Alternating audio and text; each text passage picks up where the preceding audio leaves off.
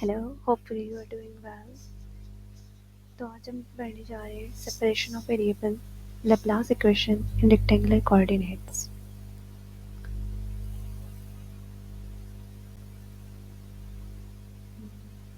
Okay. The partial differential equations of mathematical methods of physics are often solved conveniently by the method called separation of variable। जो हमारे पास partial differential equations होती थी ना mathematical methods of physics में, हम उनको solve करते थे सेपरेशन ऑफ वेरिएबल्स के थ्रू। सेपरेशन ऑफ वेरिएबल जो है ना, ये इटसेल्फ जो है, ये डायरेक्ट मेथड है, ये डायरेक्ट सोल्यूशन है लैप्लास इक्वेशन का। और ये एक बहुत ही सेपरेशन ऑफ वेरिएबल ये बहुत ही अच्छा मेथड है कि हम इससे हम पार्शियल डिफरेंशियल इक्वेशंस भी सॉल्व कर सकते हैं। It is the best tool to solve the partial differential equations. It is also applicable when boundary conditions are specified. Boundary condition specified का क्या मतलब है? जब हम पोटेंशियल को स्पेसिफाई कर देते हैं, यानी पोटेंशियल यहाँ पर इनफिनाइट है, यहाँ पर पोटेंशियल ज़ीरो है, तो उस केस में भी हम इसे अप्लाई कर सकते हैं सेपरेशन ऑफ वेरिएबल को। Look for solution that are the product of function. इसमें हमारे पास सेपरेशन ऑफ वेरिएबल में हमें ऐसे ऐसे सॉल्यूशंस नज़र आएंगे जो दूसरे फंक्शंस का प्रोडक्ट होंगे। हर कोऑर्डिनेट के लिए डिफरेंट फंक्शन होगा। Let me zoom in. Okay, let's suppose we have a potential function and specify boundary condition. फर्ज करें कि हमारे पास एक पोटेंशियल फंक्शन है और उसके लिए हम बाउंड्री कंडीशंस जो है वो स्पेसिफाई करते हैं। अब हमें एक स्फीयर लेना है जो ग्राउंडेड हो। स्फीयर जब ग्राउंडेड होगा तो उसका पोटेंशियल जो होगा वो क्या होगा? ज़ीरो होगा। तो फिर हम स्पेसिफाई बाउंड्री कंडीशन हम किस तरह से स्पेसिफाई करते हैं कि अगर आर अप्रोच कर जाए इन्फिनिटी को, तो हमारे पास जो पोटेंशियल होगा वो ज़ीरो को अप्रोच कर जाएगा, और अगर आर अप्रोच कर जाए ज़ीरो को तो पोटेंशियल जो है वो इन्फिनाइट हो जाएगा। ये हमें कहाँ से पता चला है? ये हमें इस इक्वेशन से, जनरल इक्वेशन ऑफ पोटेंशियल से पता चलता है कि अगर हमारे पास आर इन्फिनिटी हो तो पोटेंशियल यहाँ पर, अगर मैं यहाँ पर आर ज़ीरो इन्फिनिटी पुट करूँ तो मेरे पास पोटेंशियल क्या हो जाएगा? ज़ीरो हो जाएगा। और अगर आर ज़ीरो पुट करूँ तो पोटेंशियल जो है वो इन्फिनाइट हो जाएगा। लेकिन ना एक्चुअल में प्रैक्टिकल लाइफ में पोटेंशियल जो होता है वो इन्फिनाइट नहीं होता। अगर पोटेंशियल इन्फिनाइट नहीं होता तो यहाँ पर हमने क्यों पोटेंशियल को इन्फिनाइट कहा है? पोटेंशियल क्यों नहीं इन्फिनाइट होता? क्योंकि अगर पोटेंशियल इन्फिनाइट हो तो वहाँ पर तो ब्लैक होल होगा। But in real potential cannot goes to infinity. If the potential is infinite at the center, then such a object behave like a black hole having infinite potential. So we can solve this problem with the help of boundary condition. अब हम चाहते हैं कि चूंकि real life में तो potential infinite नहीं होता, तो हम इसको सॉल्व करेंगे बाउंड्री कंडीशंस अप्लाई करके। जब हम बाउंड्री कंडीशंस अप्लाई करेंगे तो नेक्स्ट हम देखेंगे। अभी हम लेप्लास इक्वेशन लिखते हैं, लेकिन लेप्लास इक्वेशन से पहले हम पॉइसन इक्वेशन को डिस्कस करते हैं जो हमने इस तरह से पढ़ी है। Del square phi x y z is equal to del square phi over del x square, del square phi over del y square plus del square y phi over del z square. और हमारे पास Laplace equation क्या होती है? जब हमारे पास del square phi जो है वो ज़ीरो हो जाता है, यानी हमारे पास चार्ज डेंसिटी जब ज़ीरो हो जाती है तो उसी पाइसान इक्वेशन को हम लेप्लास इक्वेशन कह देते हैं, क्योंकि वहाँ पर चार्ज डेंसिटी नहीं होती। चार्ज डेंसिटी नहीं होगी तो रो ज़ीरो होगा, रो ज़ीरो होगा तो रो ओवर एप्सिलॉन नॉट जो है वो ज़ीरो हो जाएगा। तो ये हमारे पास लेप्लास इक्वेशन है जनरली। और Laplace equation in rectangular coordinate हमारे पास इस तरह से लिखी जाती है। अगर ये साइड ज़ीरो है, ये साइड ज़ीरो है, तो ये साइड भी खुद ब खुद ज़ीरो होगी ना, तो इससे भी हम इस तरह लिख सकते हैं। ये हमारे पास एक पार्शियल डिफरेंशियल इक्वेशन है। The solution of this partial differential equation can be represented in terms of three ordinary differential equations। इस तरह की जो पार्शियल डिफरेंशियल इक्वेशंस होती है ना, इनका जब हम सोल्यूशन लिखते हैं तो हम किस टर्म में, किस तरह से हम उसको रिप्रेजेंट करते हैं उस सोल्यूशन को? वो सोल्यूशन जो होता है वो हमें 3 ऑर्डिनरी डिफरेंशियल इक्वेशंस की फॉर्म में मिलता है। ऑर्डिनरी डिफरेंशियल इक्वेशन से क्या मुराद है कि हर एक डिफरेंशियल इक्वेशन जो होगी वो एक ही वेरिएबल पर डिपेंड कर रही होगी। All are of the same form by assumption that the potential can be represented by the product of three function। तो इससे हम ये भी कह सकते हैं कि अगर अगर मैं यहाँ पर कह रही हूँ कि हमारे पास इस partial differential equation question number 1 का जो सोल्यूशन आएगा वो 3 ऑर्डिनरी डिफरेंशियल इक्वेशंस आएंगी, तो उसके लिए मेरे पास जो पोटेंशियल होगा वो भी तो 3 वेरिएबल्स का ही फंक्शन होगा, राइट। यहाँ पर जो है 5 ये हमारे पास x, y और z इन पर डिपेंडेंट है। यहाँ पर x, y, z भी एक्चुअली पोटेंशियल ही है, लेकिन यहाँ पर ये जो x है ये सिर्फ x डिपेंडेंट है, y y डिपेंडेंट है, z z डिपेंडेंट है। और हम लेप्लास इक्वेशन फाइंड करने जा रहे हैं रेक्टेंगुलर कोऑर्डिनेट में, तो हमारे पास सेपरेशन ऑफ वेरिएबल का मेथड इस्तेमाल करेंगे। तो ये हमारे पास सेपरेबल कोऑर्डिनेट है ना। सब्स्टिट्यूट इन इक्वेशन 1, इस इक्वेशन में हम इस फाई की वैल्यू को इस इक्वेशन में सब्स्टिट्यूट कर दें जहाँ जहाँ पर फाई है, तो हमारे पास इक्वेशन कुछ इस तरह से बन जाएगी। यहाँ पे मैंने एक्स वाई जी लिख दिया है, बेशक आप अगर लिखना चाहें तो आप इस तरह भी लिख सकते हैं। बस मैंने क्या किया, क्योंकि आपको पता है कि एक्स जो है वो वेरिएबल एक्स का ही फंक्शन है, वाई जो है वो वेरिएबल वाई का ही फंक्शन है, और जेड जो है वो वेरिएबल जेड का ही फंक्शन है। अब इनको ना क्या करना है कि दोनों तरफ से इनको डिवाइड कर दो 1/xyz से। तो हर एक टर्म को 1/xyz, 1/xyz, 1/xyz, और यहाँ पर 0/xyz हमारे पास किसके इक्वल आ जाएगा, 0 के इक्वल आ जाएगा। जब इनकी आप कटिंग करेंगे ना, क्योंकि x जो है वो सिर्फ x पर ही डिपेंडेंट है ना, तो yz तो बाहर आ जाएगा, yz यहाँ पर कट जाएगा, तो ये 1/x D square x over D x square, यहाँ पर एक्स जी से एक्स जी कैंसिल हो जाएगा, सॉरी 1/y पार्शियल स्केयर यानी डी। अब चूंकि एक ही वेरिएबल पर डिपेंड कर रहा है ना, तो इसको मैंने पार्शियल को डिफरेंशियल में टोटल डिफरेंशियल में चेंज कर दिया, right. X Y is equal to x y, oh sorry cancel by x y 1/z, और ये हमारे पास इक्वेशन बन जाएगी।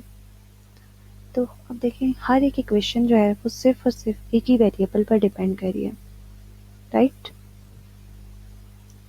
ये हमारे पास ऑर्डिनरी डिफरेंशियल इक्वेशंस आ गई हैं।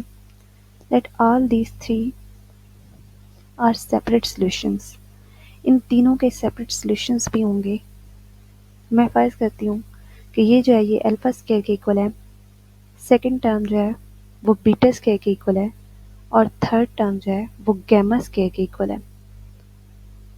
तो यहाँ पर जो वेरिएबल एक्स है मैं इधर जाके मल्टीप्लाई कर दूँ, वेरिएबल वाई को बीटा के साथ मल्टीप्लाई कर दूँ, वेरिएबल सी को गैमा के साथ मल्टीप्लाई कर दूँ, तो मेरे पास इक्वेशंस इस तरह से बन जाएंगी। आप ये पहले भी इक्वेशंस पढ़ चुके हैं, कहाँ पर, सिंपल हार्मोनिक ऑसिलेटर के केस में।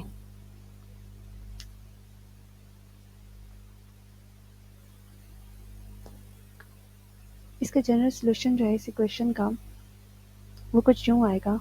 इसको हम ऑर्थोगोनल सॉल्यूशन भी कहते हैं या कंप्लीटनेस भी कहते हैं। phi is equal to C1 phi 1, C2 phi 2, C3 phi 3, and summation n is equal to summation n Cn phi n। Oscillatory solution, अगर हम इनके ऑसिलेटरी सॉल्यूशन लिखना चाहें तो वो हम एक्सपोनेंशियल फॉर्म में लिखेंगे, राइट। इसका सॉल्यूशन ये होगा। इस सेकंड इक्वेशन का सॉल्यूशन हमारे पास ये y की फॉर्म में आएगा, और थर्ड इक्वेशन का सॉल्यूशन हमारे पास z की फॉर्म में आएगा। यहाँ से आगे चलते हैं एग्जाम्पल पर।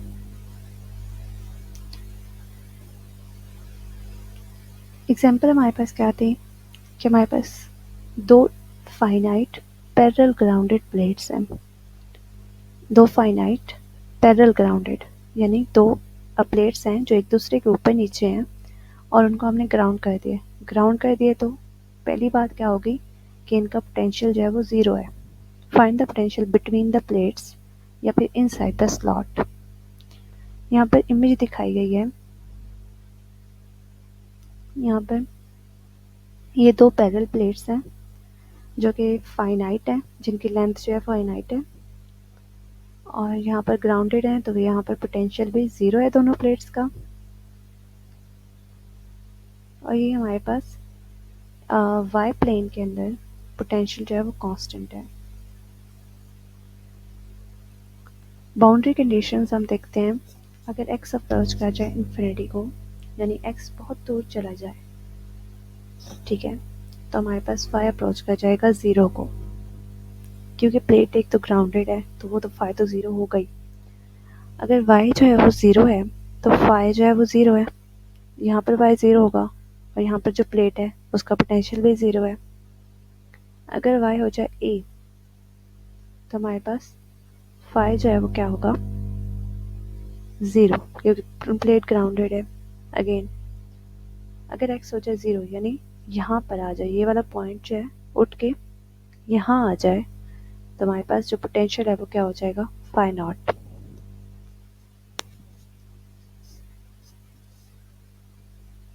Let's go to further solution.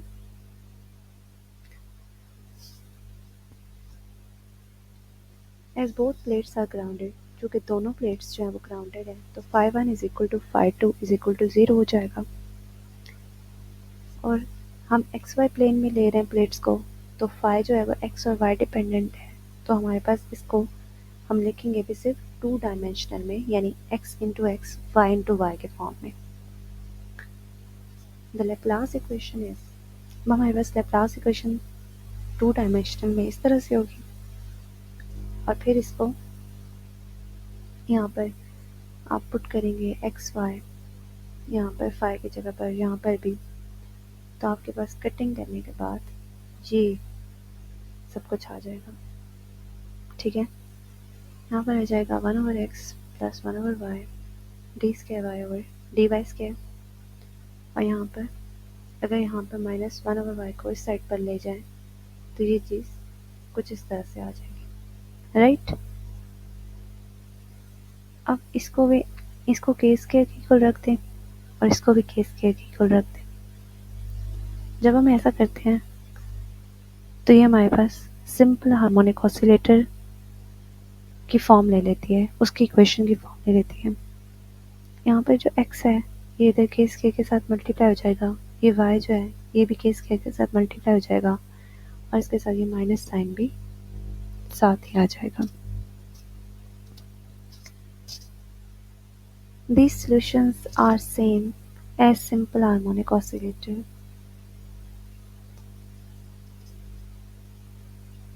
जो इक्वेशन ए है इसका जो सोल्यूशन है वो एक्सपोनेंशियल फॉर्म में इस तरह लिखेंगे, क्योंकि यहाँ पर नेगेटिव साइन नहीं है। अगर नेगेटिव साइन नहीं होगा तो हम इसको हाइपरबोला के फॉर्म में लिखेंगे, नेगेटिव साइन होगा तो हम इसको साइनोसाइडल के फॉर्म में लिखेंगे।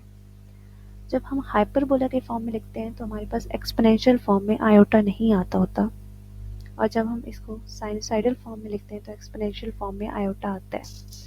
जैसे कि आप अभी यहाँ पर देखें कि इक्वेशन ए का जब हमने सोल्यूशन लिखा है तो इसमें हमने लिखा है ए ई की पावर के एक्स, आयोटा नहीं लगाया, प्लस बी ई की पावर माइनस के एक्स, यहाँ पर भी हमने आयोटा का इस्तेमाल नहीं किया।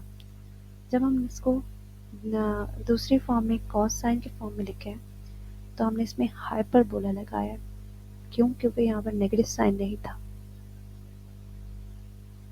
इसी तरह इक्वेशन बी का अगर हम सोल्यूशन देखें तो उसमें हमने यहाँ पर नेगेटिव साइन होने की वजह से यहाँ पर आयोटा टर्म की इंक्रीमेंट की है, और यहाँ पर जब हमने इसका कॉस साइन के फॉर्म में लिखा है तो हमने साइनोसाइडल सोल्यूशन लिखा है, हाइपरबोला सोल्यूशन नहीं लिखा। इसका हाइपरबोला सोल्यूशन था ना, इसका साइनोसाइडल सोल्यूशन लिखा है। अब हमें पता है कि सेपरेशन ऑफ वेरिएबल के थ्रू हमारे पास जो पोटेंशियल है उसको हम इस तरह से लिख सकते हैं इक्वेशन नंबर 3 की फॉर्म में। अगर हम फर्स्ट बाउंड्री कंडीशन को यहाँ पर अप्लाई करें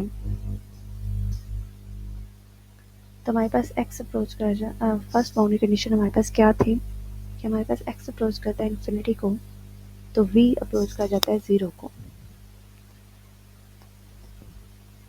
when we approaches to infinity which means x into x will be used. ऐसी बात है ना, क्योंकि यहाँ पर एक्स वेरिएबल के तौर पर इस्तेमाल हो रहा है तो इस जो इक्वेशन नंबर 3 है उसमें हम एक्स टर्म का इस्तेमाल करेंगे, राइट। वाई को हम इग्नोर कर देंगे, सिर्फ एक्स का इस्तेमाल करेंगे। जब वी ज़ीरो है, जब यानी फाई ज़ीरो है तो हमारे पास इसकी वैल्यू भी ज़ीरो आनी चाहिए, एक्स की भी वैल्यू ज़ीरो आनी चाहिए ना। We will check which x into x will be used for this boundary condition. अब यहाँ पर एक्स की तो हमारे पास दो वैल्यूज़ है ना, एक एक्सपोनेंशियल फॉर्म में, एक हाइपरबोला की फॉर्म में है। तो जब हमारे पास एक्स अप्रोच करता है इन्फिनिटी को तो हम चेक करेंगे कि इनमें से कौन सी वैल्यू हमें इस्तेमाल करनी चाहिए। अगर मैं यहाँ पर ये वाली वैल्यूज़ इस्तेमाल करूँ ये तो दोनों इन्फिनाइट हो जाएंगी, ये तो इन्फिनिटी पर हमारे पास ये टर्म्स तो डिफाइन ही नहीं है ना इन्फिनिटी पर। लेकिन अगर यहाँ पर मैं इन्फिनिटी पुट करूँ ना तो ये टर्म ज़ीरो हो जाएगी और ये इन्फिनाइट हो जाएगी। तो चेक करते हैं, हम इसी टर्म को लेंगे लेकिन किस तरह से। This will be used.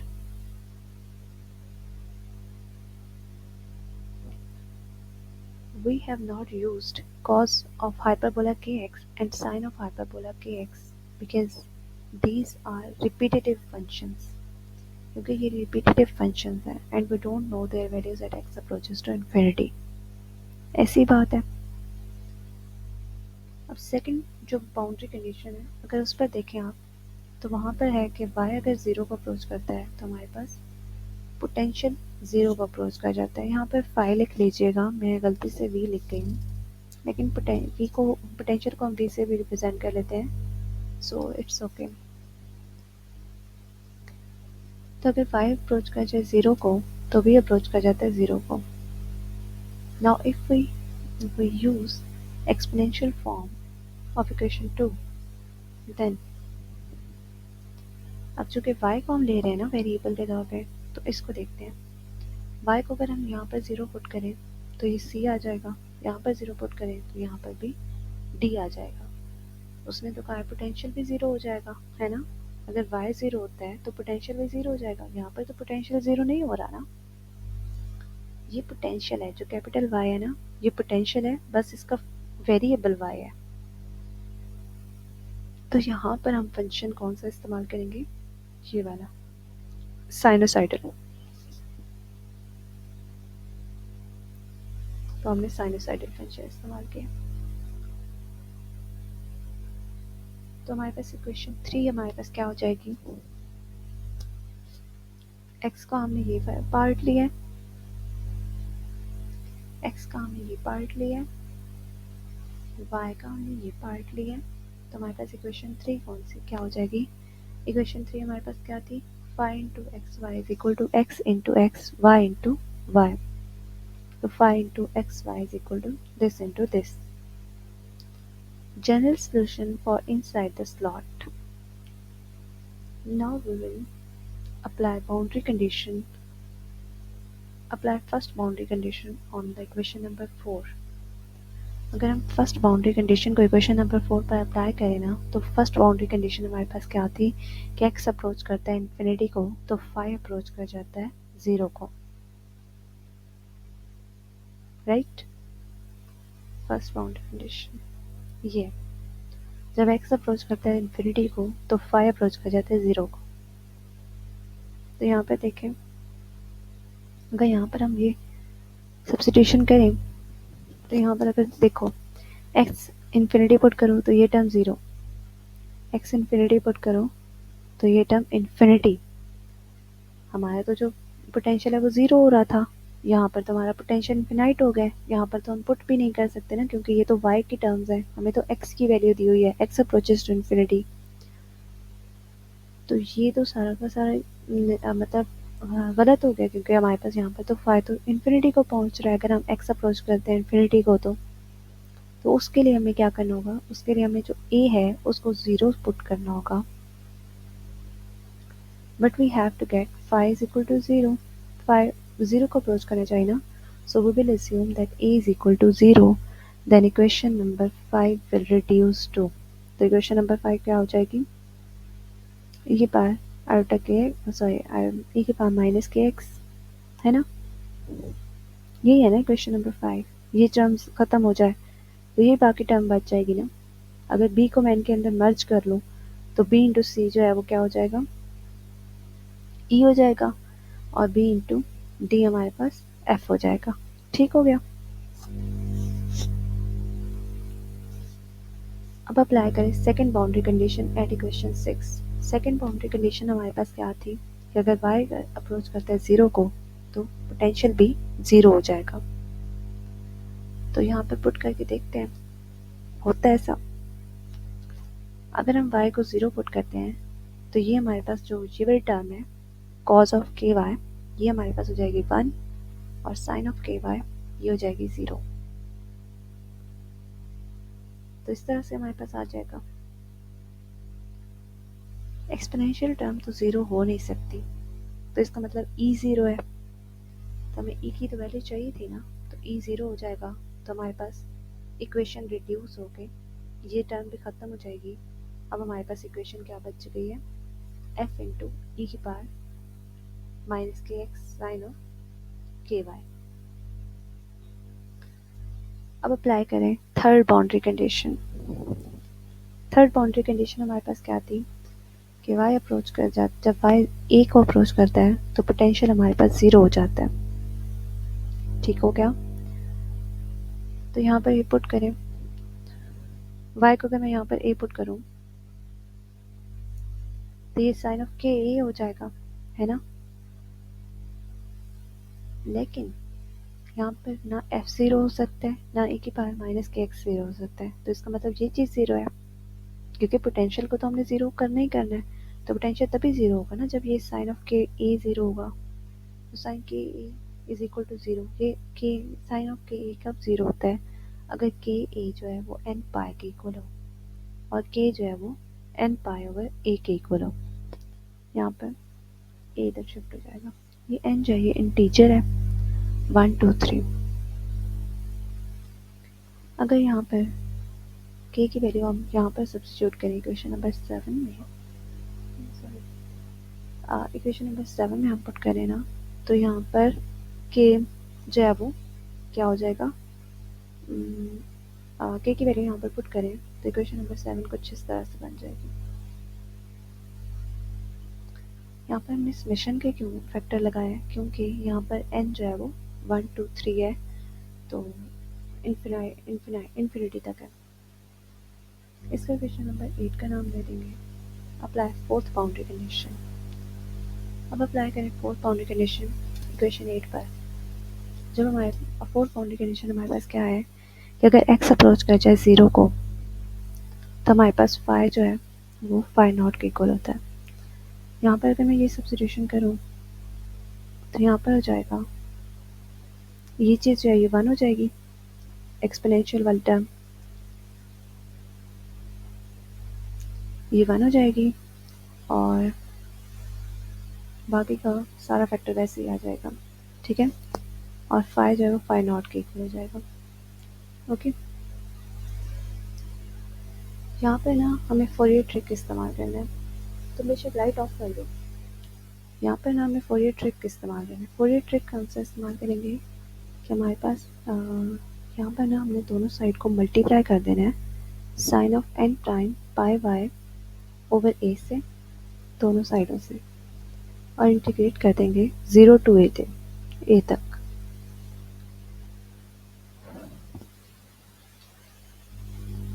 अगर हम ऐसा करते हैं तो इस साइड पर अगर आप देखें तो ये चीज़ जो है ना, ये वाली इंटीग्रल के अंदर वाली ये हो जाएगी a/2 delta n into N prime. Let me drink some water.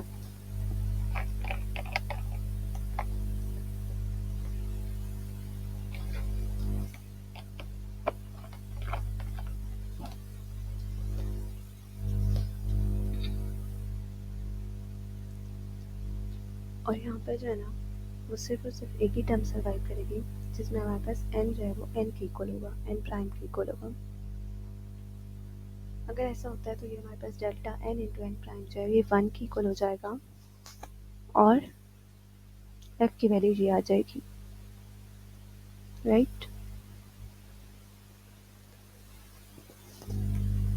अब आप फर्ज करें कि हमारे पास ये जो पोटेंशियल है ये y डिपेंडेंट नहीं है बल्कि ये कांस्टेंट है, तो इसको हम इस तरह लिख सकते हैं।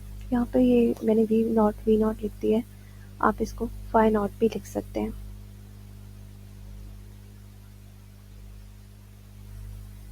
So F N is equal to 2 V not divided by A 0 to a sin of n pi over a dy। इस इंटीग्रल को सॉल्व करेंगे, ये आप दूसरी एग्जांपल में आप देख सकते हैं। मैंने पिछले लेक्चर में ये जो है ना इंटीग्रल सॉल्व करवाया है, तो वहाँ से आप ये सॉल्व कर सकते हैं integral.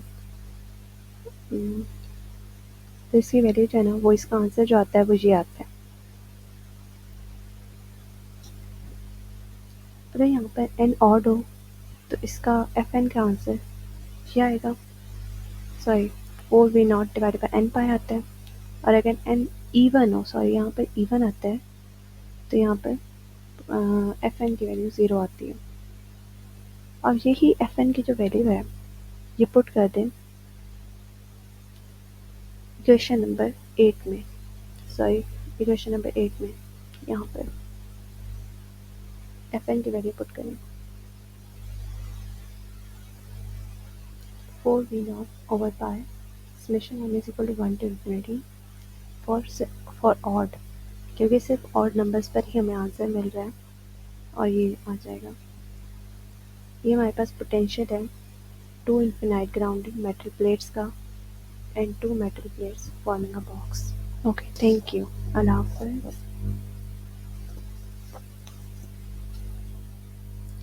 And don't forget to subscribe.